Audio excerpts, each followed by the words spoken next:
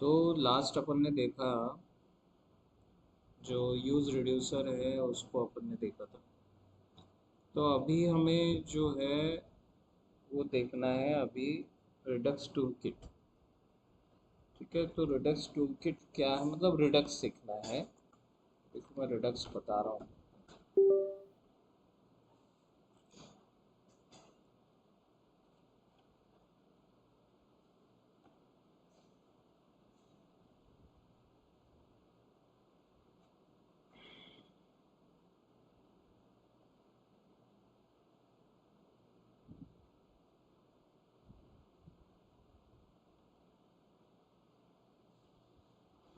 देखो रिडक्स में आपके पास में अभी पहले ओनली रिडक्स नाम की हमारे पास लाइब्रेरी होती थी, पर अभी लेटेस्ट में रिडक्स टूल किट, मतलब रिडक्स के साथ आपको एक और चीज़ यूज़ करना होता है, रिडक्स टूल किट। तो इससे आपका जो काम है वो और भी आसान हो जाता है रिडक्स में काम करने में। अब ये रिडक्स क्या है, तो रिडक्स मेरे एक्सपीरियंस के हिसाब से यूज़ रिड्यूसर का एक्सटेंडेड है। मतलब कि आप थोड़ा और ज़्यादा एक्सपांड वे में, बड़े वे में अगर आप यूज़ रिड्यूसर को यूज़ करना चाहते हो तो आपके लिए रिडक्स काम करता है। तो रिडक्स मतलब एक छोटा सा फ्रेमवर्क ही है ये, छोटा सा फ्रेमवर्क है, फ्रेमवर्क इनसाइड फ्रेमवर्क। मतलब एक छोटी सी लाइब्रेरी है कंप्लीट, जिसमें आप बहुत बढ़िया लॉजिक्स वगैरह क्रिएट कर सकते हो। तो इसमें हमारे पास होता क्या क्या है, हमारे पास इसमें होता है, एक तो आपको रिड्यूसर बनाना है, पर यहाँ पर रिड्यूसर को हम स्लाइसर भी कहते हैं। तो इसके अंदर हम हमारा जो है एक्शन बनाएंगे, इसके अंदर हमारी स्टेट्स रहेगी, ये दो चीज़ इसके अंदर रहेगी। ठीक है, हमारे फंक्शंस रहेंगे, मतलब एक्शंस और स्टेट्स। इसके बाद ये आपकी सेपरेट फाइल रहेगी, ये सेपरेट फाइल में बनाना है ना। आप चाहो तो सेम जगह पे भी बना सकते हो, मगर हमको रिडक्स के थ्रू एक फैसिलिटी मिल जाती है कि हम इसको अलग फाइल में बना सकते हैं। इसके बाद ये जो आप बनाते हो रिड्यूसर, ये रिड्यूसर मतलब स्लाइसर बनाने के बाद में एक हमारे पास स्टोर होता, स्टोर। तो स्टोर में हम हमारा रिड्यूसर और मतलब हमारी जो स्टेट्स है और एक्शंस है, मतलब हम रिड्यूसर को बोलेंगे, रिड्यूसर में दोनों चीज़ें होती है। तो हमारा जो रिड्यूसर है वो हम हमारे स्टोर को दे देते हैं। मतलब रिड्यूसर का जो स्कोप है वो हम स्टोर को दे देते हैं, यहाँ पर हम रिड्यूसर पहुँचा देते हैं। और स्टोर जो है इस रिड्यूसर को, या हमारे बोलेंगे रिडक्स के कंप्लीट लॉजिक को, या हमारा जो रिडक्स का हमने पूरा ये लॉजिक जो बनाया है इसको प्रोवाइड कर देता है। कहाँ पे, आपके कंपोनेंट पे, प्रोवाइड टू कंपोनेंट, कंपोनेंट पे प्रोवाइड कर देता है। अब ये जो कंपोनेंट है इसके अंदर मल्टीपल चाइल्ड कंपोनेंट्स वगैरह जो भी कुछ है वो हो सकते हैं, वो डिपेंड करता है।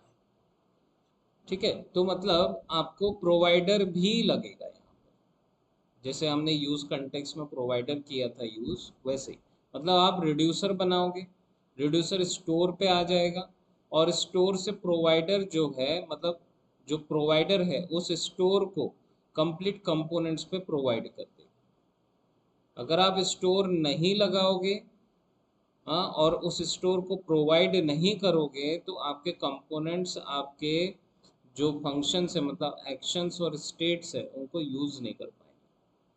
तो आपको रिड्यूसर बनाना है और स्टोर के थ्रू उसको प्रोवाइड कर देना अपने कंपोनेंट।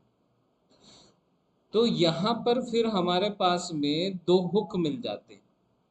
जैसे ही आप ये जो रिडक्स का यूज करते, तो रिडक्स का यूज करते से ही आपके पास में दो हुक्स आ जाते हैं जो कि रिडक्स के हुक हैं, नॉर्मली आपको नहीं मिलते। वो है यूज डिस्पैच,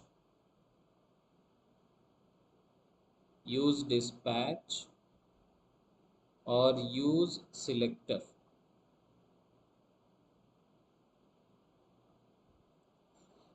यूज डिस्पैच आप समझ गए होंगे, ये एक्शंस को यूज करने के लिए है, और जो यूज सिलेक्टर है वो आपके स्टेट वेरिएबल्स को यूज करने के लिए। हुक हैं दोनों, दोनों का प्रॉपर यूज किया है। अच्छा, ये हो गया आपका एक्चुअल। अच्छा, यहाँ पर ना ये समझना है कि ये अलग फाइल है, अच्छा ये एक सेपरेट फाइल है, ये एक सेपरेट फाइल। प्रोवाइडर तो आपके कंपोनेंट पे ही लगेगा, तो आप समझ लोगे कि आपको दो फाइल तो बनानी ही बनानी, ये वाली फाइल, सॉरी ये एक फाइल तो बनानी है और ये दूसरी फाइल बनानी। ये तीसरा जो होता है ये आपके कंपोनेंट के जो पेरेंट कंपोनेंट होता है उसको, जहाँ पर आपको प्रोवाइड करना है पूरे कंपोनेंट में, वहाँ पे उस कंपोनेंट में प्रोवाइडर लगा देना होता है, तो ऑटोमेटिकली ये प्रोवाइड हो जाता है सब जगह। जहाँ आपने पेरेंट कंपोनेंट को लगाया तो वहाँ के सारे चाइल्ड कंपोनेंट्स को मिल जाता है। तो कहने का ये मतलब है कि आप पहले जो लॉजिक यूज रिड्यूसर के थ्रू एक फाइल में ही यूज कर रहे थे, अब आप इसको मल्टीपल फाइल्स में बांट के और मल्टीपल कंपोनेंट्स में आप इसको यूज कर सकते हैं। तो यहाँ पर जो आपके स्टेट वेरिएबल्स बनेंगे वो किसी भी कंपोनेंट के, जैसे आपने यहाँ प्रोवाइड किया, अब आप और दूसरे कंपोनेंट में प्रोवाइड कर दो, तो ऐसे आप मल्टीपल कंपोनेंट्स में प्रोवाइड करके वो जो लॉजिक है उसको कहीं पर भी पहुंचा सकते हो। एक कंपोनेंट, दो कंपोनेंट, तीन कंपोनेंट, आप जहाँ चाहो पूरी एप्लीकेशन में उसको पहुंचा सकते हो। तो ये रिडक्स का जो बेनिफिट है वो ये है। तो अभी एक मैं छोटा सा एग्जांपल आपको बना के दिखाता हूँ कि कैसे काम होगा। है बहुत इजी, हाँ, पर वही है, घूमता है, गोल गोल घूमेगा, थोड़ा सा टाइम लगेगा समझने में, पर आपको समझ लेना है। जितनी बार आपको ऐसा लग रहा है नहीं समझ रहा है, आपको पूछना है बार बार, जिससे क्या है कि हम उसको प्रॉपर अच्छे से हैंडल कर लें और फिर किसी भी लॉजिक पे लगा सकें। तो देखो अभी मैं यहाँ पे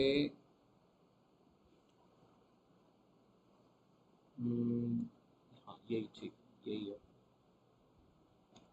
तो मैं यहाँ पे अभी ना एक नया फोल्डर बना लेता हूँ एसआरसी के अंदर ही। अभी पहले थोड़ा सा मैं राउटर को देखूँ कि इसमें क्या क्या है हमारे पास। ठीक है, चल जाएगा, बना सकते। चलो देखो,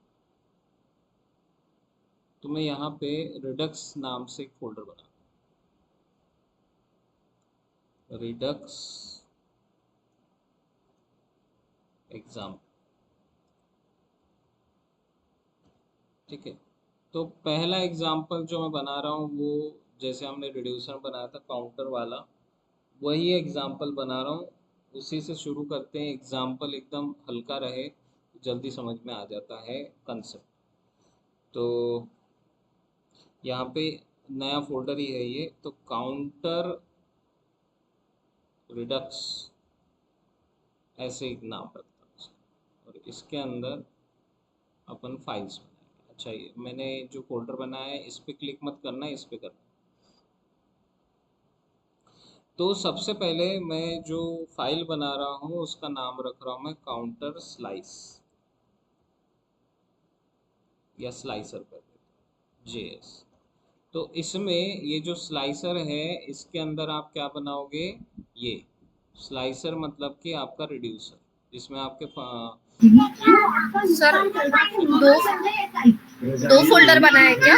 एक के अंदर लेकिन दाम ये लक्ष्मी का ही है। रिडक्स एग्जाम्पल के अंदर राम जी के हिसाब किताब में सब दर्ज है। फिर उसके अंदर फाइल बनाई। इस दाम का उसका फल भी फाइल। लक्ष्मी को ही मिलेगा। ठीक है, अभी यहाँ पर इसके अंदर अपन काम शुरू करें। तो मैं यहाँ पर पहले तो अपने जो हमें रिडक्स है और रिडक्स टूल किट है उसको इंस्टॉल करना होगा। तो पहले आप इंटरनेट ऑन करके अपना जो रिडक्स टूल किट और रिडक्स है उसको इंस्टॉल कर लें। तो npm इंस्टॉल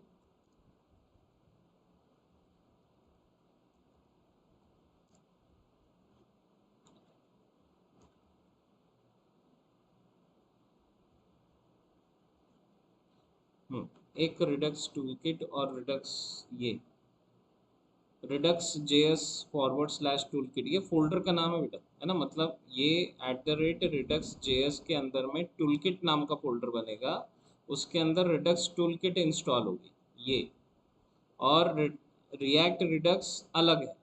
तो मैंने आपको शुरू में बताया कि रिडक्स के साथ में अभी रिडक्स टूल किट यूज़ करना हमें ज़्यादा फायदेमंद होता है।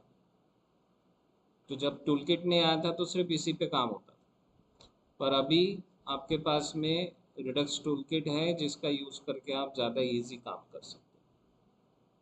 तो ये दोनों चीज़ें हमें इंस्टॉल कर लेनी है।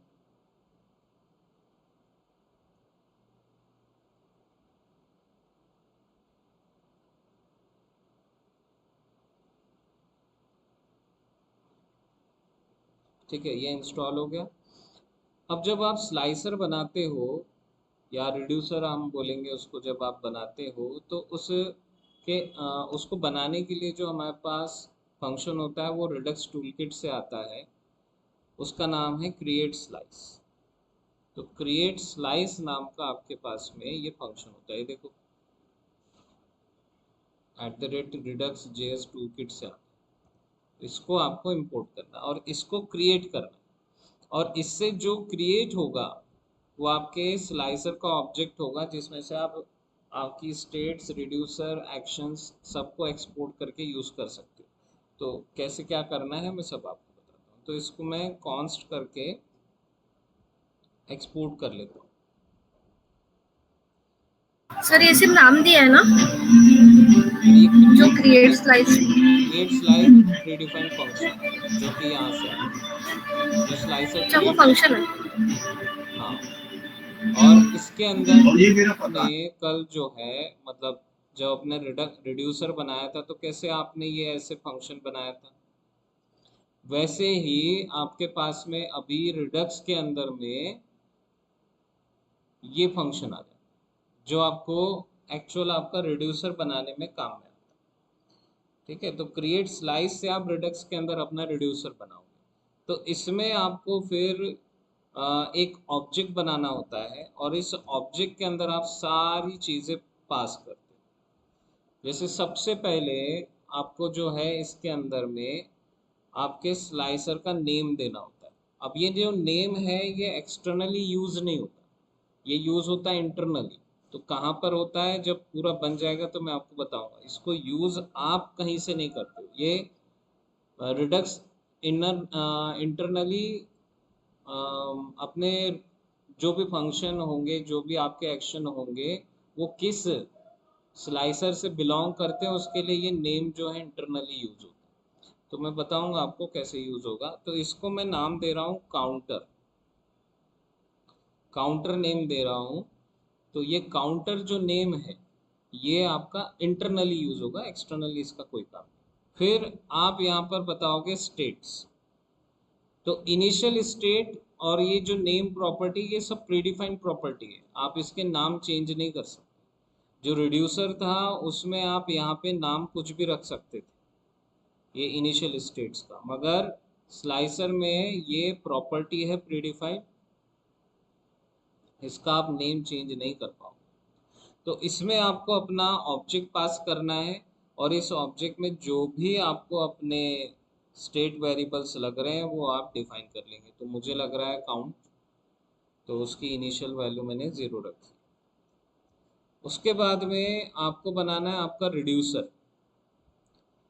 तो जैसे यहाँ पर देखो, आपने इनिशियल स्टेट यहाँ बनाई, आपका रिड्यूसर बाहर बनाया, है ना, और उसके अंदर आपके एक्शंस थे।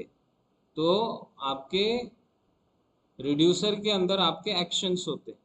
तो यहाँ पर अभी देखो ये सब एक साथ ही आ गया, आपके स्टेट्स एक ही जगह पे हैं स्लाइसर के अंदर, और यहाँ पर आपका रिड्यूसर भी यहीं पर बन जाएगा, रिड्यूसर्स बोलेंगे उसको। तो ये रिड्यूसर्स यहाँ पर आपके बन जाएंगे। मतलब इसके अंदर आपके एक्शंस बनेंगे। अब यहाँ पर आपको स्विच बनाने की ज़रूरत नहीं, यहाँ पर आपका जो फंक्शन है प्रॉपर्टी नेम से बनाया जा सकता है। तो ये ऑब्जेक्ट है, तो ऑब्जेक्ट के अंदर आप क्या करोगे, जैसे इंक्रीमेंट नाम से मैं फंक्शन बना, तो इंक्रीमेंट मेरे क्या हो जाएगा, ऑब्जेक्ट की प्रॉपर्टी का नाम, और उसके अंदर मैं एक फंक्शन दे दूंगा। तो ये फंक्शन जो है अब इस नाम से कॉल, अब इसके पास पैरामीटर में जो हमने आपसे बात की थी ना कि आपके पास में ये देखो रिड्यूसर में यहाँ पर क्या दो चीज़ें आती है आपके पास, स्टेट और एक्शन। वैसे ही यहाँ पर भी, सॉरी, यहाँ पर भी आपके पास स्टेट और एक्शन दोनों आपके पास आते हैं।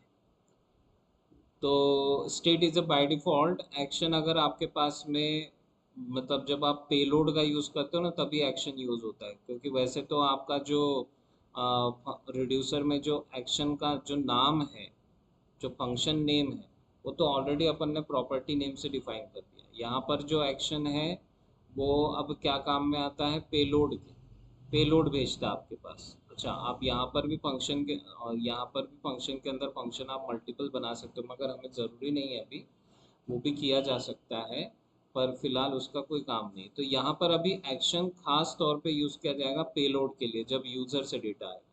तो अगर आप सपोज पेलोड नहीं भेज रहे हो, आपका कोई काम नहीं है पेलोड का, तो आप नहीं भी लिखोगे तो भी चल जाएगा, बट आप लिख के रखोगे तो आपको ध्यान रहेगा कि यहाँ पर एक्शन अपन प्रोवाइड करते हैं। अब इसके बाद इसके अंदर में आप जो है ये स्टेट वेरिएबल आपको मिल गया है, इस स्टेट वेरिएबल का यूज़ करके जैसे मैंने लिख दिया काउंट इक्वल्स टू, सॉरी, +1, तो यहाँ पर count equals to, sorry, plus, तो state dot count plus equals to 1।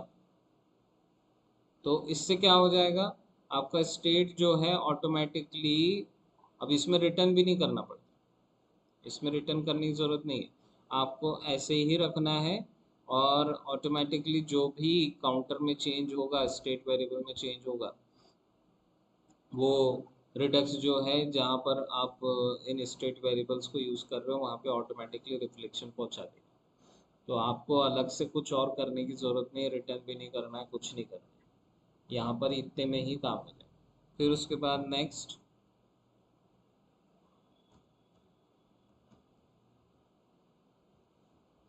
Decrement में सेम, बस आप क्या यूज़ करोगे, यहाँ पे माइनस, बाकी सब सेम ही। तो ये बन गया आपका रिड्यूसर, ठीक है, ये आपका रिड्यूसर। अब ये जो रिड्यूसर है, अब ये जो रिड्यूसर है इसका, इसमें से आपको जो है, मतलब ये जो स्लाइसर है, इसमें से आपको आपका रिड्यूसर और जितने भी एक्शन के फंक्शंस हैं उनको अलग अलग एक्सपोर्ट करना होता है।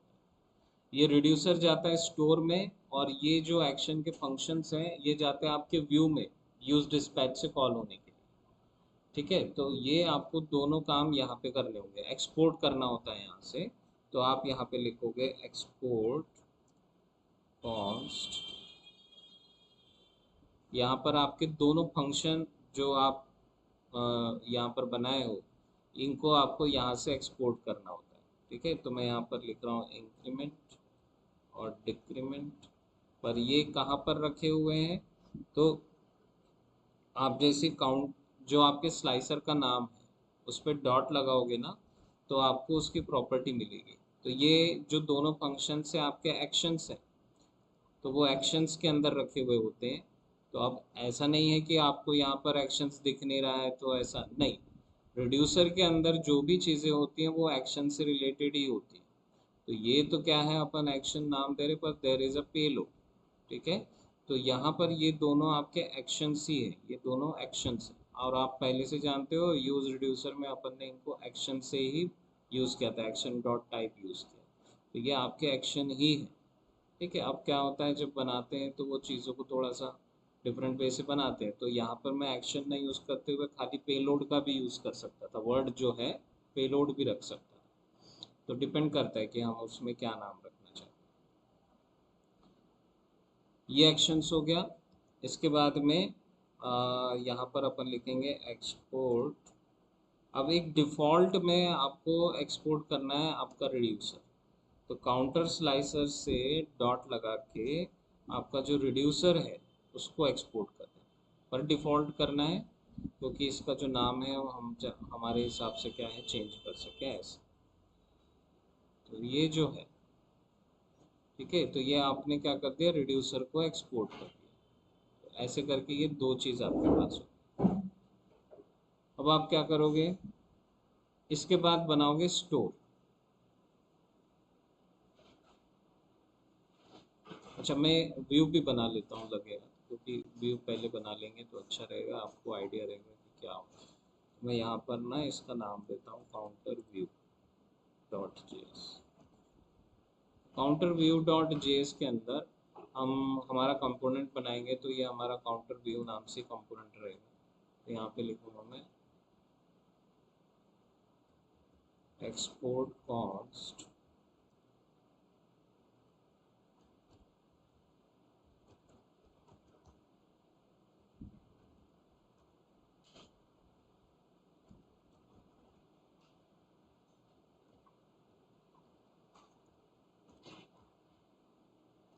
ये प्लस ये माइनस, इसके ऊपर डिस्पैच के थ्रू अपन यूज़ करेंगे।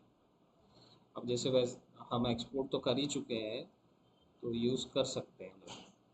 तो यूज़ करने का तरीका क्या होगा, तो थोड़ा सा हमें ज़रूरत पड़ती है इसकी स्टोर की। तो मैं यहाँ पर एक हाँ बोलो। सर काउंटर व्यू क्यों यूज होता है? मतलब वो फंक्शन प्री डिफाइंड इसलिए यूज करते हैं क्या काउंटर व्यू?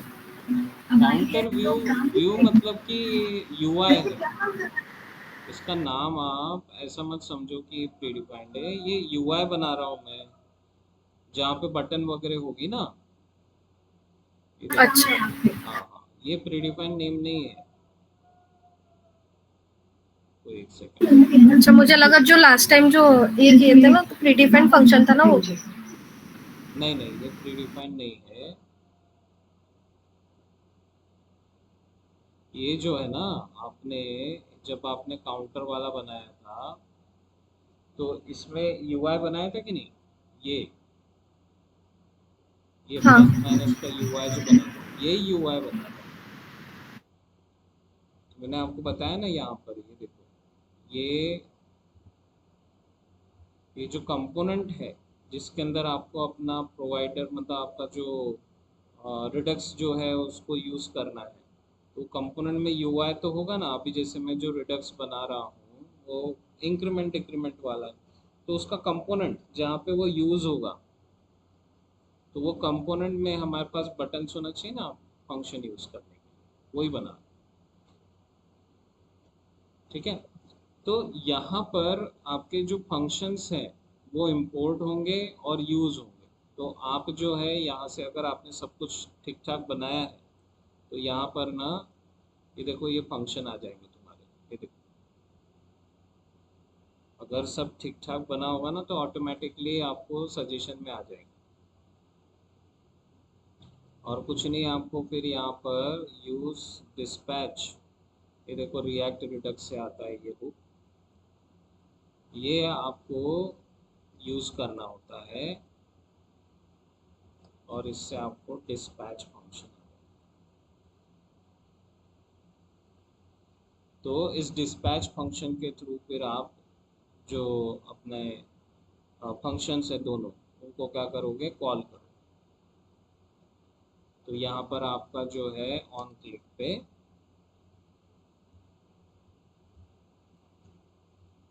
ये एरो फंक्शन, उसके अंदर डिस्पैच, और डिस्पैच के अंदर आपका जो फंक्शन है उसका आपको नाम दे देना है और उसकी कॉलिंग कर देना है। तो हमारा जो फंक्शन है प्लस पे कौन सा चलेगा, इंक्रीमेंट, तो यहाँ पे कॉलिंग कर देना। तो यहाँ से आपका डिस्पैच फंक्शन इंक्रीमेंट फंक्शन को कॉल कर देगा और यहाँ से सेम कॉपी पेस्ट करके डिक्रीमेंट, ये देखो।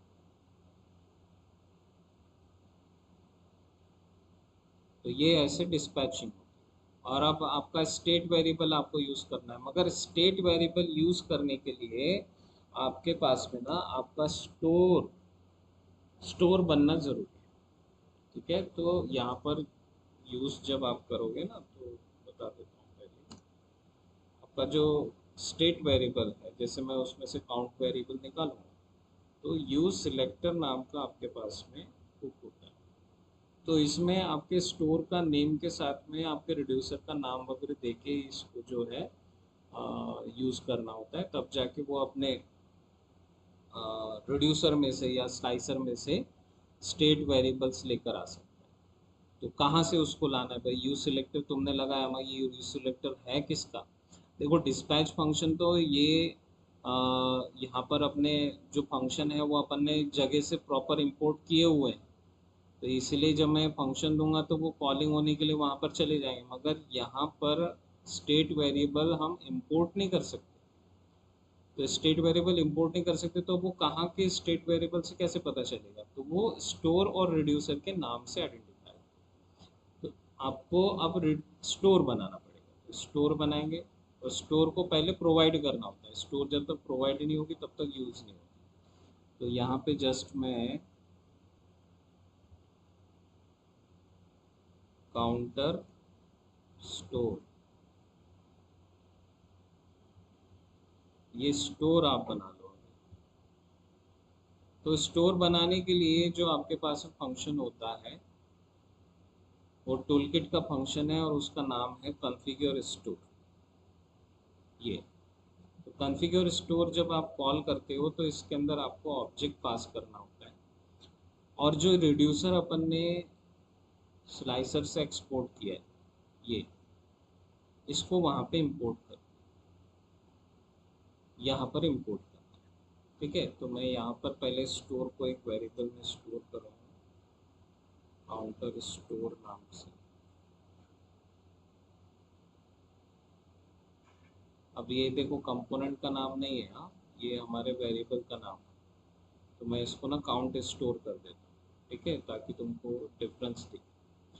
फिर इसके बाद में इसको एक्सपोर्ट भी कर देना, क्योंकि इसको हमें प्रोवाइड करना है तो इसको इंपोर्ट करना होगा। तो एक्सपोर्ट कर दिया, और रिड्यूसर नाम की प्रॉपर्टी के अंदर आप अपना रिड्यूसर जो है वो प्रोवाइड करोगे। तो यहाँ पर आप अपने रिड्यूसर को नई प्रॉपर्टी के अंदर स्टोर कर सकते हो, और ये प्रॉपर्टी बहुत इम्पोर्टेंट है।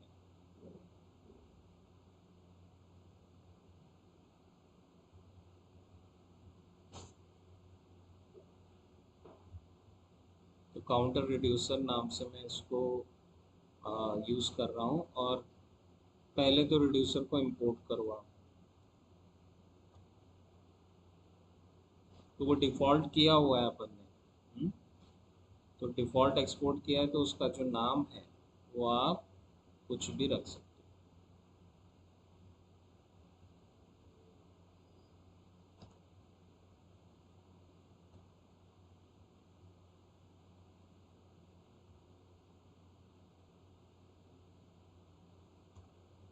काउंटर स्लाइसर से अपन ने ये इंपोर्ट कर लिया, इसको जो है सेम सॉरी काउंटर रिड्यूसर ऐसे में स्टोर कर। ठीक है, मतलब यहाँ पर हमने सेम प्रॉपर्टी रखी है, ऐसा नहीं कि हमने डिफरेंट किया है। आप चाहो तो एक ही बार लिख के काम कर सकते हो। ठीक है, पर मैं ऐसा लिख रहा हूँ ताकि आपको पता रहे कि अपन एक प्रॉपर्टी के अंडर, तो ये प्रॉपर्टी का नाम आप कुछ भी डाल सकते हो। अब ये प्रॉपर्टी के नेम के थ्रू आप क्या करते हो, यूआई के अंदर अपने स्टेट वेरिएबल्स को एक्सेस करते हो। तो कैसे करते हो, तो यहाँ पर आपको क्या देखना है, थोड़ा सा ध्यान से सुनो। यहाँ पे जब आप अपने सिलेक्टर के अंदर में, यहाँ पर यू सिलेक्टर के अंदर होते हो राउंड ब्रैकेट्स में, तो यहाँ पर एक अनोनिमस फंक्शन मिलता है, मतलब एक फंक्शन मिलता है, और उस फंक्शन का जो बाय डिफ़ॉल्ट पैरामीटर है वो है स्टेट। तो ये आपको स्टेट वेरिएबल प्रोवाइड करते हैं, मगर ये स्टेट सभी जगह की जो जो प्रोवाइडर आपके पास में उसके स्टेट वेरिएबल्स प्रोवाइड करता है। पर सपोज करो कि आपके पास में एक से ज़्यादा स्टोर जो है आपने प्रोवाइडर में प्रोवाइड करके रखे हुए हैं, तो तो वो एक से ज़्यादा स्टोर में से कौन से स्टोर के स्टेट वेरिएबल एक्सेस कर रहे हो आप, कौन सा वेरिएबल एक्सेस कर रहे हो। तो इसलिए स्टेट के अंदर में ना आपको अपने स्टोर में दिए गए रिड्यूसर का नाम मेंशन करना होता है, ये वाला नाम। जब आप ये नाम प्रोवाइड करते हो तो उसको समझ जाता है कि कहाँ से आप एक्सेस कर रहे हो।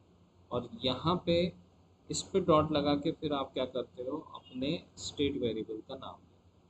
तो स्टेट वेरिएबल का नाम कहाँ से मिल रहा है आपको, ये वाला, ये आपने स्टेट वेरिएबल बनाया है ये। तो ये स्टेट वेरिएबल, जो भी स्टेट वेरिएबल आपने बनाया, बस आप नाम दे दो, ऑटोमेटिकली आपके पास ये स्टेट वेरिएबल जो है आपको मिल जाएगा। अब ये जो वेरिएबल है मैं यहाँ पर प्रोवाइड करूँ, तो जो भी चेंजेस स्टेट वेरिएबल में यहाँ से होंगे वो ऑटोमेटिकली रिफ्लेक्ट होंगे यहाँ पर, ऑटोमेटिक होगा। ठीक है। फाइनली आपको ये जो कंपोनेंट है, आप ये जहाँ पर भी लगा रहे हो वहाँ पर आपको प्रोवाइडर लगाना है। प्रोवाइडर लगाने के बाद में ये आपको अलाउ हो जाएगा। तो ये इसके आगे का पार्ट मैं आपको कल बताता हूँ। ठीक है, तो इतना आपको ध्यान रखना है, कल अपन इसको प्रोवाइड करके आगे करेंगे। तो कल एक बार और इसको यहाँ पे ब्रीफ व्यू देखेंगे और फिर अपन रिपीट करेंगे इसको।